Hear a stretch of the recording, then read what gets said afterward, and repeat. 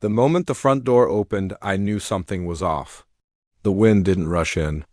The scent that used to trail behind Selena, vanilla, and jasmine didn't follow her. Instead, what entered was cold, sharp, foreign. She walked in, like a stranger, like someone who'd taken a tour of our life, and decided it wasn't worth keeping intact. Her heels clicked against the hardwood like a countdown. One I hadn't been warned about. I stood near the mantel, pretending to organize the stack of unopened mail.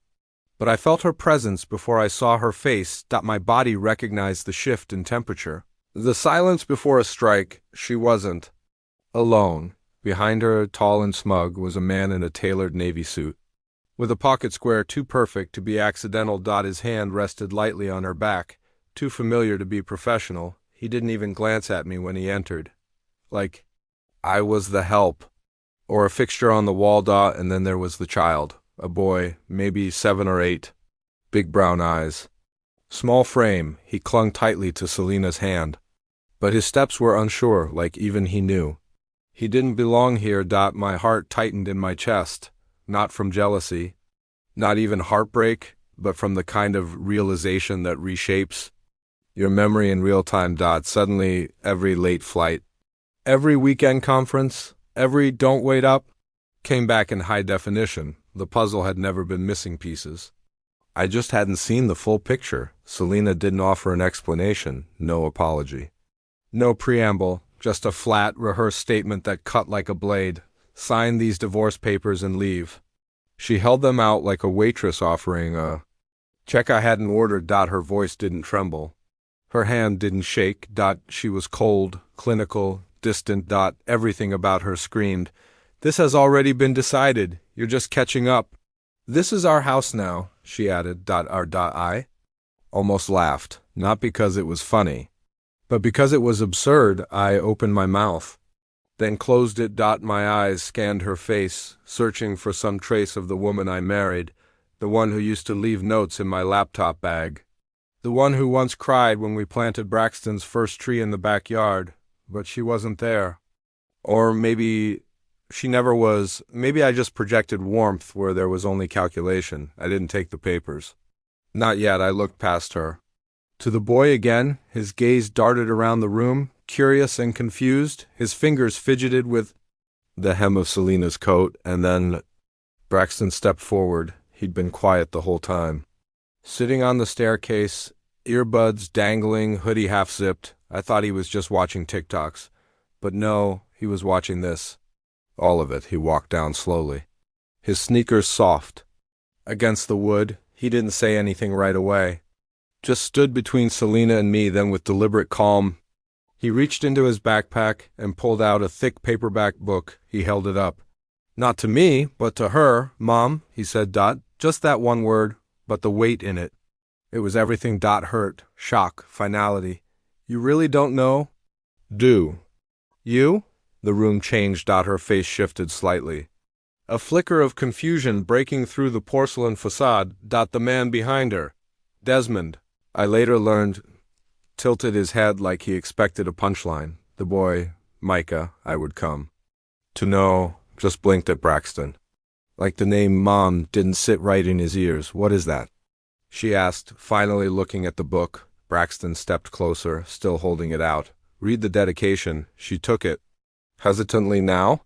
She wasn't used to feeling unsure, not with me. She opened the front cover. I watched her eyes move across the page, and there it was. Her world tilting, her lips parted, but no sound came out. To the woman who taught me how to lie, and to the son who taught me how to tell the truth. Her fingers gripped the spine tighter.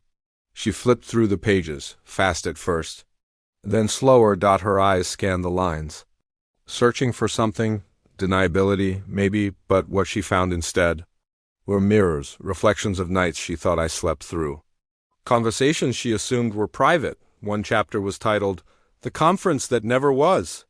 Another, "Receipts on the Nightstand." She looked back at me then, not angry, not sad, just pale. Braxton stepped beside me, his voice even and low. "I told you, Dad." She'd never see it coming. Desmond finally spoke. "What is this, some kind of sick game?" Selena didn't answer. She couldn't. Her eyes were still moving, line by line, word by word, as the facade she built began to crumble. That book wasn't just a fictionalized version of our life, it was a map. A breadcrumb trail of betrayal, dressed up as narrative. Fiction, yes, but veined with just enough truth. To leave bruises, I walked to the table, gently laid down the pen next to the untouched papers. "You're right, Selina," I said. "This isn't my house." She looked up sharply. I pointed at the boy behind her. "And he's not my son." Her shoulders tensed. "But what you didn't calculate," I continued, "was that I wouldn't break, that I wouldn't beg, that I wouldn't even bother arguing. I just built something else." In silence, Braxton handed her back the book. "There's more," he said. "But you'll have to read it all." Micah tugged at her coat. "Mom, I want to go home." Selina's lips quivered, finally, just a little. The first crack, she looked like she wanted to say something to me, to Braxton, to anyone, but the words never formed. Instead, she turned around. She didn't slam the door. She didn't speak. She just walked out. And this time, she truly felt like a stranger. I exhaled. The silence that followed wasn't empty. It was full of truth. Braxton turned to me. "Ready?" I nodded. "Let's finish what we started." With a picture of herself in the bathroom mirror of a hotel, the same bathroom I found on the Marriott Bonvoy app, linked to our account. I remember staring at the screen, my reflection faintly visible behind it in the glass of our kitchen window. I wasn't even angry. Just numb. Like watching someone walk into traffic after you'd warned them 10 times. I didn't tell Braxton. Not yet. He was 16, smart, thoughtful, but still my son. I needed to be sure before I exposed him to the rot beneath the floorboards of our home. So I watched more closely.